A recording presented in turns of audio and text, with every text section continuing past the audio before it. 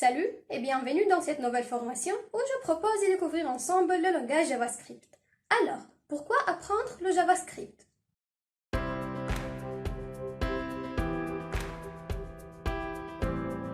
Mais tout simplement parce qu'on va avoir à l'utiliser de différentes manières. Donc tout d'abord, le JavaScript peut être utilisé sur le navigateur. C'est un langage de script que l'on va pouvoir utiliser pour créer des interactions, des animations, ou même créer des applications complètes entièrement basées sur le JavaScript. C'est le cas d'applications telles que Gmail. Lorsque vous naviguez sur Gmail, vous l'avez peut-être remarqué. Toutes les interactions et tout ce que vous voulez faire en Gmail est géré en JavaScript. Et ensuite, on va pouvoir l'utiliser pour différentes choses liées au navigateur. D'autre part, on peut aussi l'utiliser côté serveur, avec des technologies telles que Node.js ou Vue.js. Donc JavaScript est un langage qui est véritablement global, que l'on peut utiliser un petit peu partout. Et du coup, c'est un langage qui est de plus en plus incontournable. Alors, avant de commencer à taper une première ligne, à découvrir la base du JavaScript. Il faut bien faire la distinction entre Java et JavaScript.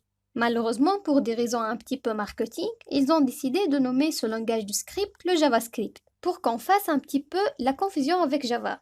Malheureusement, l'affaire a été réussie et les gens ont tendance à confondre ces deux langages. Il faut savoir que le Java et le JavaScript n'ont absolument rien en commun. Ce sont deux langages complètement différents, qui sont utilisés dans des cadres complètement différents. Donc faites attention, même s'il y a le mot Java dans JavaScript, ça n'a pas de rapport avec le langage de programmation Java. Donc maintenant, je vous propose de découvrir l'utilisation des variables en JavaScript. Alors, le problème que l'on a maintenant, c'est comment on écrit de JavaScript. Ou est-ce qu'on teste un petit peu tout ça? Donc, il y a une manière très simple de tester le JavaScript. Vous pouvez rendre sur n'importe quel site web et vous faites un clic droit. Inspecter. Vous allez alors sortir de l'inspecteur et dans cet inspecteur, vous allez quelque chose qui s'appelle la console. Donc, la console vous permet de taper de JavaScript et de tester des différentes choses et tester des différentes variables. Donc, nous, c'est ce qu'on va utiliser dans cette partie pour tester le JavaScript. L'avantage, c'est que ça vous offre un petit système interactif pour tester et voir comment fonctionne votre code. Alors, une variable, c'est un élément qui permet de stocker temporairement une valeur que l'on va pouvoir utiliser dans notre algorithme. Donc, les variables s'écrivent de la manière suivante. Donc, pour déclarer une variable, on écrit var suivi du nom d'une variable. Vous pouvez donner le nom que vous voulez. Il faut que le nom commence par une lettre. Et ensuite, ça peut contenir des lettres et des chiffres et des underscores. C'est tout. Vous ne pouvez utiliser aucun autre caractère spécial. Donc, par exemple, je peux créer une variable démo, ou je peux créer une variable chat, je peux créer une variable C0. Tout ça, c'est valable. Donc là, je veux créer une variable démo et ensuite je peux lui assigner une valeur. Donc globalement, j'ai besoin de sauvegarder une information pendant le déroulement de notre script. Mais je veux le faire en écrive égal suivi de la valeur. Alors, la valeur d'une variable peut être de différents types. Donc on peut créer une variable qui sauvegarde un entier, par exemple 2. Et on peut sauvegarder un chiffre à virgule, donc un réel, on met 4,5. Ou même un chiffre négatif, moins 4. On peut sauvegarder des chaînes de caractères, donc dans ce cas-là, on mettra des guillemets autour de notre chaîne de caractères. Donc les guillemets, on peut mettre des guillemets doubles, soit des guillemets simples. C'est véritablement à vous de voir. Il n'y a pas véritablement des réelles différences à ce niveau-là. On verra les cas spéciaux un petit plus tard. Et si vous voulez mettre une chaîne de caractères, vous mettez un premier guillemet, vous écrivez votre chaîne de caractères et vous fermez les guillemets. Alors, d'autres importantes, si vous venez dans notre langage de programmation, il n'y a pas besoin de mettre des points-virgules à la fin de notre instruction. Automatiquement, le moteur sait lorsque vous allez à la ligne, vous finissez une instruction. Donc, lorsque je suis ici sur Entrée, automatiquement, il va sauvegarder la valeur de cette variable démo. Et si maintenant je souhaite l'afficher, je me suffit de taper démo. Et automatiquement, il m'affiche salut. Alors, le JavaScript est un langage qui est faiblement typé, contrairement à d'autres langages tels que le Java. Les variables peuvent changer de type au fur et à mesure de l'exécution du script. Par exemple, si je dis tiens, maintenant je sauvegardais bien dans des mots un chiffre, je peux faire des mots égale à 3 et ça ne va absolument pas le gêner. Maintenant, la variable démo aura la valeur 3. Malgré ce typage faible, il faudra faire attention lorsque vous faites des opérations arithmétiques. Par exemple, lorsque vous faites une addition, si vous faites 3 plus 4, automatiquement ça va donner 7. En revanche, si j'ajoute la chaîne de caractères 3 plus 4, mais ça va vous donner 34. Et voilà, c'est le système de convertir automatique lorsque vous essayez d'ajouter une chaîne de caractères à chiffre. Mais il va considérer le chiffre comme une chaîne de caractères. En revanche, si jamais vous faites une opération arithmétique n'a de sens, que sur des entiers, par exemple, je multipliais la chaîne de caractères 3 par 4. Qu'est-ce que je vais obtenir? Je veux obtenir 12 parce qu'il dit je ne sais pas multiplier de chaînes de caractères. Donc, suivant le contexte, je pense que tu parles d'un entier. Et dans ce cas-là, il fera 3 fois 4. En revanche, si j'essayais de multiplier salut par 4, là, il m'affichera non. Alors, qu'est-ce que ça veut dire? C'est le diminutif de not a number. C'est-à-dire que le résultat de cette multiplication n'est pas un nombre. Donc, faudra bien faire attention à ça. Il est possible d'ajouter les chaînes de caractères. Si par exemple je fais salut, je peux ajouter plus samar.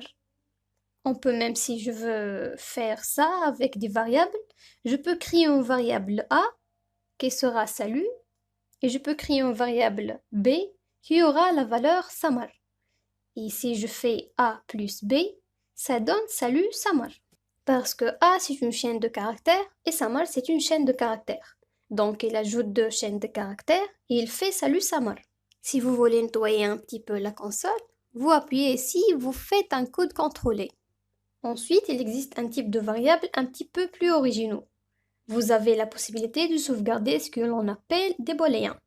Un booléen, c'est soit vrai, soit faux. Donc si vous voulez stocker la valeur vraie, vous mettez true. Et si vous voulez stocker la valeur fausse, vous mettez false. Et ça, vous pouvez stocker dans une variable. Par exemple, on peut stocker une variable c, c'est que sera égal à true. Voilà. Et automatiquement, dès que je demande c, il me donne de true.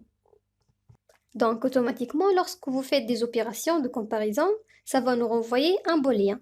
Si je fais par exemple 3 supérieur à 4, mais là, il me renvoyait false. Il me dit le résultat de cette opération arithmétique 3 supérieur à 4, c'est false. Donc il faut faire attention parce qu'encore une fois, ça fout le bordel lorsque vous faites ça avec des chaînes de caractères. Si vous faites 7 est supérieur à 42, vous attendez à obtenir false. C'est évidemment parce que 7 était inférieur à 42. Si en revanche, vous faites la chaîne de caractères 7 est supérieure à 42, ça nous renvoyait false, parce qu'il essaie toujours faire une comparaison. Par contre, si je mets aussi 42 sous forme de chaîne de caractères, elle m'a renvoyé true. Bizarre. Pourquoi? Parce que dans ce cas-là, ils arrêtent de faire une comparaison en termes de chiffres. Ils voient deux chaînes de caractères de chaque côté. Et dans ce cas-là, il fait une comparaison en utilisant l'ordre alphabétique. Et il se dit, mais 7 dans l'ordre alphabétique, c'est bien supérieur à 4. Et du coup, dans ce cas-là, la comparaison nous renvoie à notre true. Ensuite, on a des types de variables un peu plus complexes qui permettent de sauvegarder des informations plus complexes. Par exemple, si je veux sauvegarder la liste des élèves d'une classe, je sauvegardais Jean, Marc et Mario. Mais là, je suis un petit peu embêtée. On a la possibilité d'utiliser des tableaux. Donc, je veux créer une nouvelle variable que je veux appeler élève. Et à l'intérieur, je vais mettre mes différents élèves. Donc, pour créer un tableau, on met entre crochets les différentes valeurs séparées par une virgule. Donc, je veux mettre Jean, virgule, Marc, virgule, Mario. Donc, automatiquement, ça va créer un tableau qui va contenir ces différents élèves. Pour récupérer un élément du tableau en particulier, il faut que je mette élève suivi entre crochets de l'index que je souhaite récupérer. Donc, si je souhaite récupérer le premier élève, ça sera l'index 0. Si je souhaite récupérer le second élève, c'est 1. Et le troisième élève sera 2. Alors, ça c'est très bien pour sauvegarder une liste d'élèves. En revanche, ça devient un peu limité lorsque l'on veut sauvegarder des informations complexes. Par exemple, je veux créer une variable élève sans S qui contiendra les informations concernant un élève, dont notamment son nom, son âge et sa note. Si je me dis, je vais créer un tableau en sauvegardant ces différentes informations. Par exemple, je vais mettre Marc, ensuite je mets 12 et 15. Le problème, c'est quand je reviens plus tard sur mon script, je ne saurai plus de tout, qu'est-ce que correspond à quoi. Est-ce que ça c'est l'âge ou ça c'est l'âge? Donc on a la possibilité de créer ce qu'on appelle les objets. Les objets permettent de sauvegarder des informations un peu plus complexes que les tableaux. Si vous avez déjà travaillé avec du PHP par exemple, c'est l'équivalent des tableaux associatifs. Alors le syntaxe d'un objet s'écrit de la manière suivante. Vous créez la variable et vous mettez les informations entre accolades. Et pour chaque élément, vous allez, contrairement ici, où ils définissent les index automatiquement. Vous avez écrire votre index. Par exemple, je mets maintenant, la valeur, Marc. Ensuite, âge, l'âge de la personne, 12. Ensuite, la moyenne. Moyenne, la moyenne de la personne, 15. Et ainsi de suite. Donc l'avantage par rapport au tableau, vous voyez clairement ici, c'est qu'on a pour chaque valeur une clique lui donnée qui nous permettra plus tard de récupérer ça facilement. Lorsque mon objet est créé, si je veux récupérer un élément particulier, je peux faire élève.la valeur que je souhaite récupérer. Élève.nom me donnera Marc. Élève.âge, vous devenez l'âge. Et élève.moyenne me donnera la moyenne. Voilà, il est aussi possible de définir à la volée de nouvelles propriétés pour notre objet. Donc, si on veut définir une nouvelle propriété, par exemple, on veut la taille. On fera élève.taille égale à la valeur que je souhaite le donner. Par exemple, 100. Donc, dans ce cas-là, si je demande d'afficher la valeur d'élève, je vois que ça a un nom, âge, moyenne et s'ajouter la clé taille. Voilà. Il faut savoir que dans JavaScript va être tout et objet, c'est-à-dire que les tableaux, les chaînes de caractères et même les entiers, ce sont des objets. Donc ils sont aussi, comme pour mon objet élève, ils sont aussi des propriétés. Si je reprends mon tableau élève, lorsque je fais un point, vous voyez que j'ai pas mal de choses. Mais j'ai une propriété par exemple qui s'appelle length, qui me permet de récupérer la taille d'un tableau. Si je fais élève.length, ça vaut 3. Donc ces propriétés sont automatiquement définies lorsqu'on crée une valeur. Ça marche aussi pour les chaînes de caractères.